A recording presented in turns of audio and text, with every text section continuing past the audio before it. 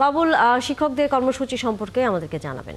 হচ্ছে ময়মনসিংহ জেলার 19টি সরকারি মাধ্যমিক স্কুলে এবং আন্দোলনরত শিক্ষার্থীরা তারা বলছেন যে তাদের যে সহকারী যে শিক্ষকের পদটি সেটি নবম গ্রেডভুক্ত করে এই গেজেট করে সেটি আসলে প্রজ্ঞাপন জারি করতে হবে, গেজেট প্রকাশ করতে হবে। এই দাবিতে তারা আন্দোলন চলে যাচ্ছেন এবং বলছেন যে যতক্ষণ না পর্যন্ত তাদের এই দাবি আদায় হচ্ছে ততদিন পর্যন্ত তাদের এই তাদের এই আন্দোলন চলবে। এবং আন্দোলনের কারণে আপনি জানেন যে চলমান যে বার্ষিক পরীক্ষা এবং 2026 সনের যে এসএসসি পরীক্ষা সেই ব্যাচের যে টেস্ট পরীক্ষা সেটি কিন্তু স্থগিত রাখা হয়েছে। যদিও শিক্ষকরা বলছেন, আন্দোলনরত শিক্ষকরা বলছেন যে শিক্ষার্থীদের যে ক্ষতি হচ্ছে সেটি তারা পরবর্তীতে পুষিয়ে দেবেন এবং তাদের এই দাবির প্রতি কিন্তু আসলে আমরা সকাল থেকে কথা বলেছি, অভিভাবক শিক্ষার্থী তারাও কিন্তু অনেকটা একাত্ম ঘোষণা করেছেন। তারা বলছেন যে শিক্ষকদের যে দাবি সেটি যৌক্তিক এবং সেটি সরকারকে মেনে নেওয়ার জন্য এবং শিক্ষাঙ্গনে যে স্বস্তির পরিবেশ সেটি ফিরিয়ে আনার জন্য তারা দাবি জানিয়েছেন সরকারের প্রতি।